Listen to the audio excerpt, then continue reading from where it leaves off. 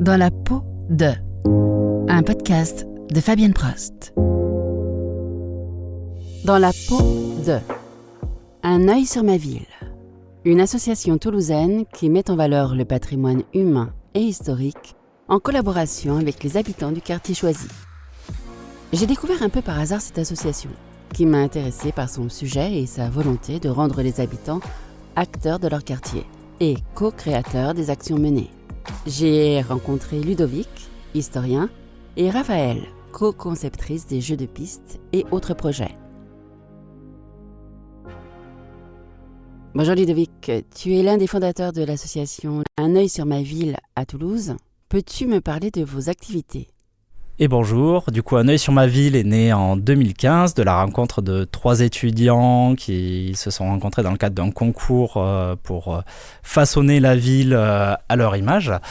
Et de cette rencontre qui mêlait histoire, design et tourisme est née l'association Un œil sur ma ville qui vise à valoriser l'histoire, les patrimoines, la mémoire habitante de façon ludique et participative avec comme objet de accompagner les habitants à s'approprier leur quartier, leur village, en découvrant l'histoire et en montrant à tout un chacun l'histoire qui leur tient en cœur et l'image du quartier qui leur tient en cœur.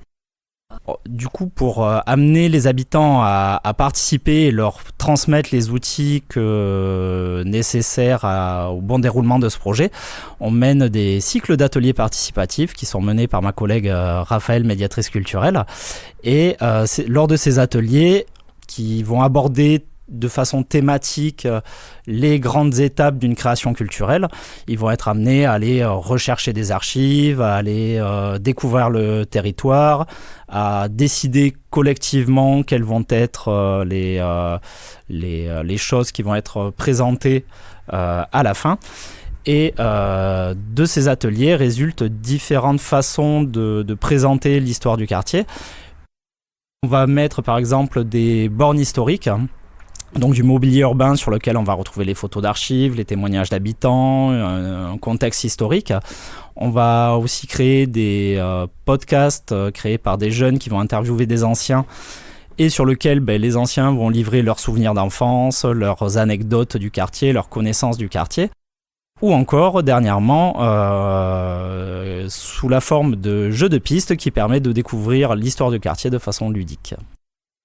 Donc Raphaël, tu es médiatrice dans cette association, c'est ça, médiatrice culturelle. Peux-tu m'expliquer comment tu travailles avec les habitants ?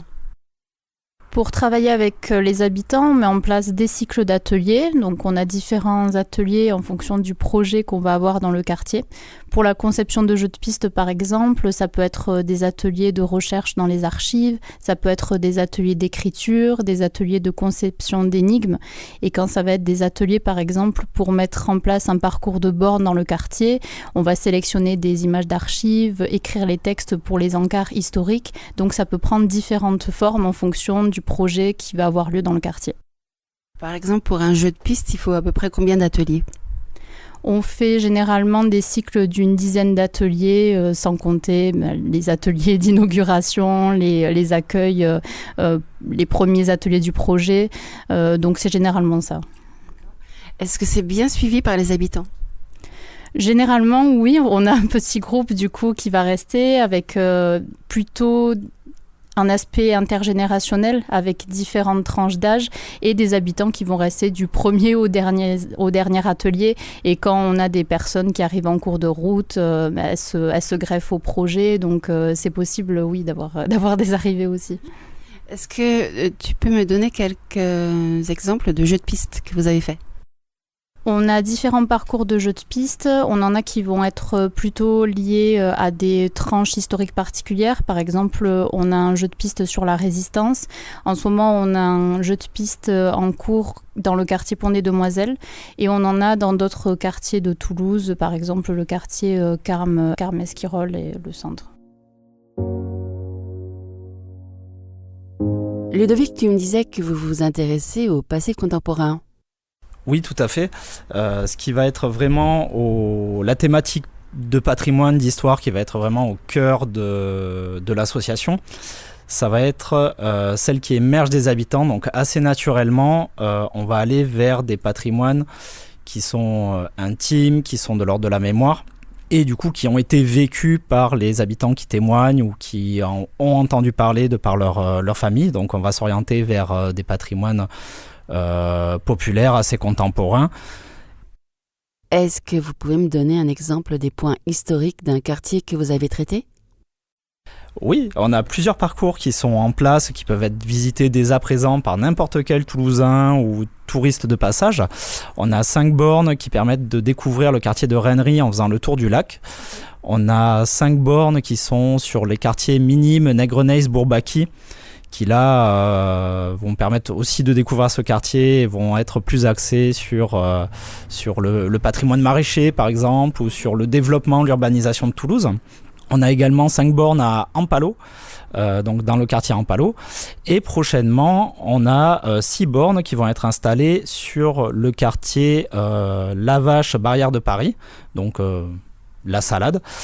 Ça, c'est pour les parcours de bornes historiques. On a aussi des parcours audio qui peuvent être faits où il n'y a pas de matérialisation dans l'espace public, mais qui peuvent être faits à travers l'écoute de podcasts.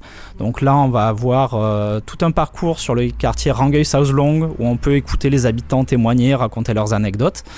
Et la même chose concernant le quartier Arnaud-Bernard, avec une dizaine, je crois, de podcasts qui permettent de découvrir certains points de ce quartier et toute l'histoire, la riche histoire de ce quartier. Quels sont les projets à venir ? Raphaël ? Pour les projets à venir, on en a un dans le quartier Barrière de Paris-La Vache pour mettre en place un parcours de bornes historiques. Donc on a une première partie du projet qui a été faite pour tracer le parcours et sélectionner les points d'arrêt pour ces bornes historiques. Et ce qu'on va commencer maintenant, c'est un cycle pour créer des capsules audio et pour enregistrer des témoignages d'habitants. Donc on est à la recherche d'habitants des quartiers Barrière de Paris-La Vache qui souhaitent témoigner, partager leur mémoire et leurs anecdotes dans le quartier. Et on est aussi à la recherche de jeunes du quartier qui souhaitent participer à la création d'interviews, donc écrire des questions avec nous, avec encore une fois différents ateliers et ensuite aller interviewer les habitants sur place. Donc c'est sur inscription et il y a possibilité de nous contacter du coup par mail à l'adresse de l'association, donc unoeilsurmaville@gmail.com. Ludovic, vous travaillez en collaboration avec les MJC ? On travaille avec les structures de quartier, on n'est pas une association de quartier, du coup on n'est pas forcément en contact direct en permanence avec les participants à nos ateliers.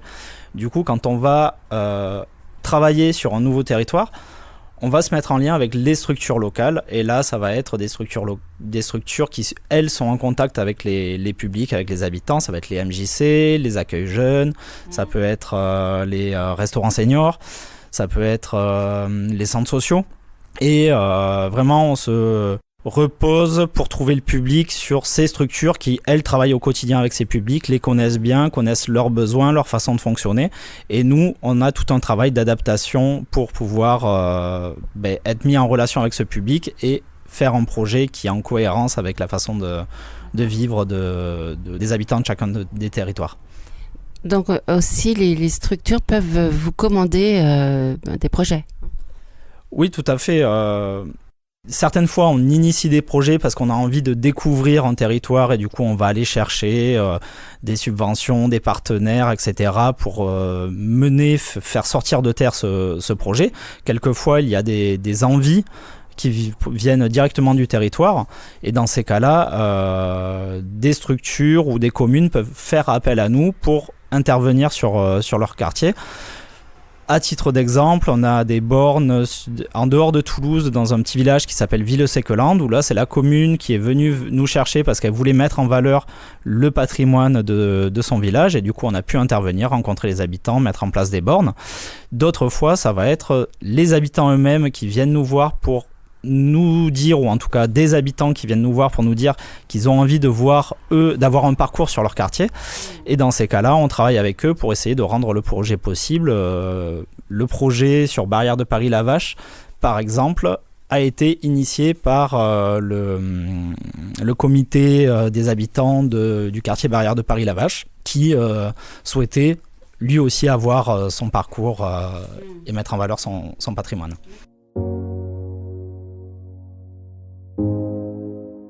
Donc est-ce que vous pouvez me parler aussi des balades ? Comment ça se passe ? Les balades, généralement, on les fait du coup en fonction des quartiers à partir de nos bornes historiques. Donc, on a un petit groupe d'habitants ou un groupe qui va s'inscrire. Généralement, on fait sur inscription. Et on va passer du coup d'une borne à l'autre. Et c'est vraiment une balade historique et sonore, puisqu'on a à la fois les bornes qui permettent d'accéder à du contenu historique, en plus de l'animation, hein, bien sûr. Et on a également des images d'archives à chaque borne qui permettent en transparence de voir le changement d'hier à aujourd'hui. Et à cela s'ajoutent les capsules audio d'habitants du quartier qui permettent d'écouter des témoignages et donc vraiment d'avoir ce lien avec la mémoire habitante et le vécu des habitants. On a également des balades uniquement sonores quand on n'a pas de parcours historique dans le quartier. Donc là, ça va vraiment être en fait à partir de l'écoute des capsules audio et des témoignages d'habitants qu'on va faire ces visites du quartier. Je leur ai demandé s'ils avaient des projets en cours. Sur les autres projets qui sont un peu en cours d'élaboration au sein de l'association, on a notamment la mise en accessibilité pour les malvoyants et non-voyants des bornes historiques du mobilier urbain, qui se concrétise par une traduction braille de l'encart et une transcription en relief de la photographie, ce qui permet de toucher la photographie et de voir de sentir, de ressentir les personnages, les bâtiments et de pouvoir se repérer dans l'espace. Tout ça accompagné d'un site internet qui permet de guider les gens d'une borne à l'autre grâce à un système de GPS sur le téléphone.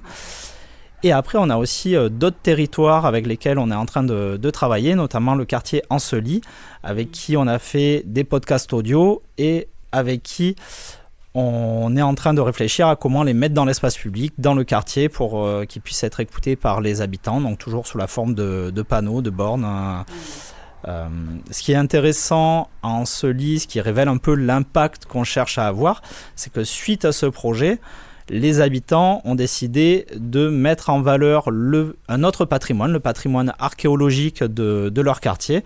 Et d'eux-mêmes, ils sont allés mener ce projet pour mettre en place des bornes sur l'histoire archéologique du quartier. Donc dans ce projet, on n'est plus les porteurs du projet, c'est les habitants qui sont devenus porteurs du projet et ils ont fait appel à nous parce qu'on avait déjà travaillé ensemble pour les accompagner à créer les bornes historiques, mais c'est vraiment l'impact qu'on recherche de rendre les habitants acteurs de leur quartier et qui se l'approprient, qui sont en soi les bâtisseurs et ceux qui, en plus que d'être l'usager.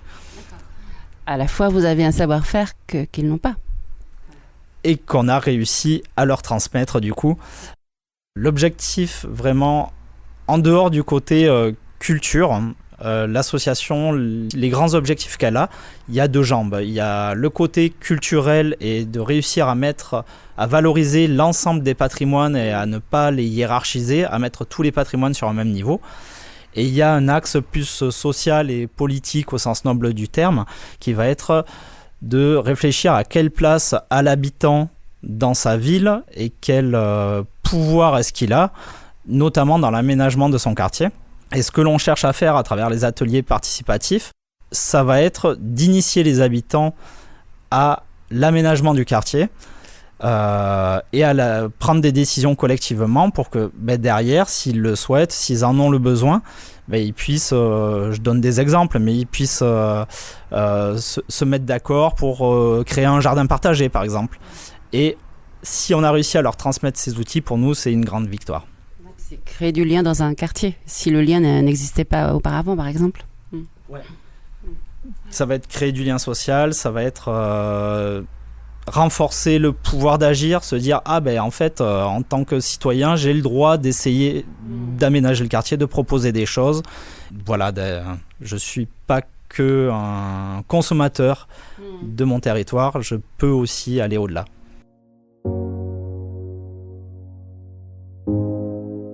Vous voulez peut-être me parler du projet qui va éclore, si on a envie de tester vos jeux de piste là bientôt?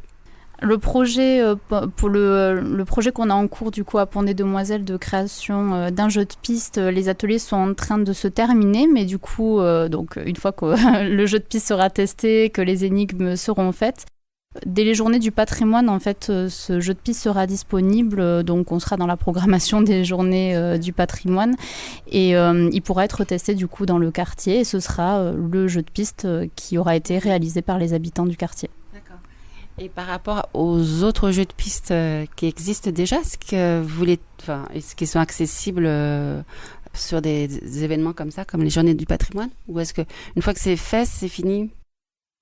L'objectif de ce jeu de piste, en tout cas, c'est qu'il soit accessible du coup et qu'il puisse être mené de façon autonome. Et donc ça va dépendre en fait de chaque jeu de piste qu'on a. Ils peuvent être menés durant des événements ponctuels, par exemple comme les journées du patrimoine, mais aussi à la demande en fait. Donc pour ça, il faut nous contacter directement. Tu as quelque chose à rajouter, Ludovic ? Concernant les jeux de piste, donc il y a ce jeu de piste construit par les habitants. Nous aussi, on a des jeux de piste que là, on anime. On les anime auprès de groupes qui sont déjà constitués et auprès de structures qui ont déjà leur public. Et ces jeux de piste, ils permettent de découvrir un peu les secrets historiques de Toulouse et également de découvrir Toulouse pour ceux qui ne le connaissent pas de façon ludique.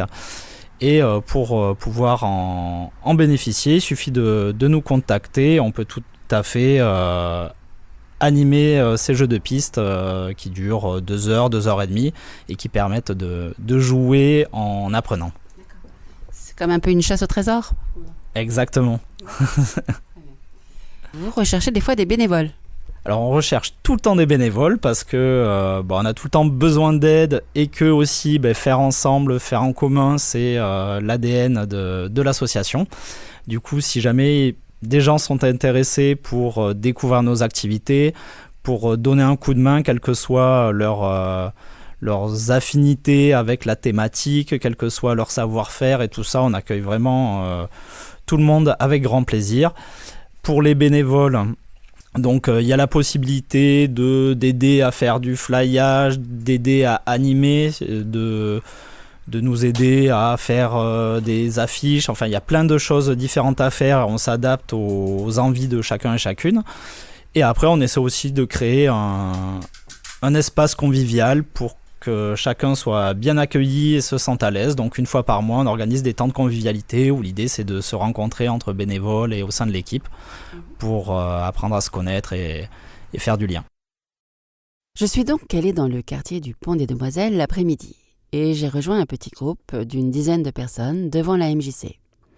Un petit groupe intergénérationnel, des retraités, des jeunes femmes, des jeunes hommes, tous prêts pour résoudre les différentes énigmes. C'est donc ce que nous avons fait pendant 2h30. Aller d'un point à un autre dans le quartier. À chaque fois, l'énigme nous faisait découvrir un mot qui nous conduisait dans une rue qui portait le même nom. Il y avait une enveloppe pour le morceau d'histoire rattaché à la rue ou au spot, et une enveloppe pour l'énigme. L'énigme pouvait prendre de nombreuses formes. Un puzzle, une bataille navale, un mot croisé, un mot barré, et même des énigmes en morse. Et il a fallu se creuser un peu la cervelle. Une 4e énigme sous la forme d'une bataille navale. Pour retrouver des lettres à partir des codes. Mais ce fut une jolie balade qui nous a conduits jusqu'au canal du Midi, vers le Pont des Demoiselles. J'ai rencontré ensuite le trésorier de l'association des habitants du quartier. Alors l'association elle s'appelle Association des résidents du Pont des Demoiselles et moi je n'en suis pas le président, je suis le trésorier. Est-ce que tu as suivi cette aventure de jeu de piste depuis le début ? Oui, je l'ai suivi depuis le début. Quand l'association Un œil dans la ville a contacté la MJC avec qui on travaille nous a aussi averti, nous a demandé si ça nous intéressait et on a participé aux premières réunions pour se faire expliquer de quoi il s'agissait et comment ça allait se passer. Donc est-ce que ça vous a plu ? Est-ce que ça vous a intéressé ? Oui, ça nous a intéressé à différents titres, c'est-à-dire que ça nous permettait de recueillir des témoignages du passé. Le premier samedi, on a fait une rencontre en invitant des gens anciens du quartier pour qu'ils nous parlent de ce qu'ils avaient connu avant. Et puis ça nous a permis de décider des points intéressants à voir et d'imaginer un jeu de piste. Donc c'était très intéressant. Et ça s'est construit un peu toutes les semaines, d'abord en définissant les points, ensuite en définissant le parcours. Et puis après, le gros travail, c'était de trouver des énigmes pour que les gens aillent d'un point à un autre et découvrent l'intérêt. Et dans quelle mesure avez-vous participé, vous ? Alors là, on a participé le premier samedi pour essayer de recueillir les témoignages, faire des banderoles, mettre des impressions. Ensuite, ça nous a permis de définir les quartiers avec les points qu'on trouvait intéressants dans le quartier, même s'ils n'existent plus, comme la briqueterie, la gare, etc. Donc, ça nous a permis de parler du passé. Ensuite, il y a eu une après-midi très instructive aux archives départementales, où on a recherché, parce que les archives départementales sont aussi partenaires dans le projet. Voilà. Et donc on a cherché des vieux documents sur le quartier, et ensuite on a fait le parcours. Voilà. Est-ce que ça a créé une espèce de cohésion entre les habitants ? Enfin, vous avez rencontré des personnes que vous ne connaissiez pas ? Ce qu'on a un peu regretté, c'est qu'il y ait peu de participation des gens du quartier, parce que moi je suis dans le quartier depuis 1987. J'ai connu des gens, des commerçants qui sont partis, mais aussi des gens qui y vivent toujours, et on s'attendait un peu à ce qu'ils viennent nous raconter, et en fait on en a recueilli assez peu. Et puis aux différents ateliers, les gens n'étaient pas obligés de venir systématiquement, donc par moment il y a eu des gens qui sont venus, qui vivaient dans le quartier depuis longtemps, qui nous ont apporté des témoignages intéressants. Mais globalement, en plus, on a eu l'AG de l'association entre-temps, donc on a fait un appel de participation et on n'a pas eu l'écho qu'on espérait. Voilà. C'est une belle aventure, au final, vous êtes content ? Oui, très content, ça me tarde de voir le produit vraiment fini, et les tests avec des personnes qui n'étaient pas au courant sont encourageants, donc je pense que ça peut intéresser des gens et permettre de faire découvrir un peu mieux le quartier. Voilà. Merci. Merci à Ludovic et Raphaël. C'est une expérience à vivre que ce jeu de piste, et une façon intéressante de se réapproprier son quartier en participant à la création d'un jeu de piste comme celui-ci. Et comme le dit Ludovic, devenir acteur de son quartier. Si vous voulez en savoir plus sur l'association, sur leurs prestations, leurs projets en cours et sur la possibilité de devenir bénévole sur un de leurs projets, voici leur site web, unoeilsurmaville.fr. Si vous voulez réécouter cet épisode du podcast Dans la peau de, vous le trouverez en ligne sur Radio Occitanie dès le mercredi soir de sa diffusion, c'est-à-dire mercredi 17 juin, sur toutes les plateformes de podcast comme Spotify, mais aussi sur ma chaîne YouTube. Si vous l'aimez, abonnez-vous, likez-le, commentez-le, partagez-le. À bientôt pour de nouvelles rencontres.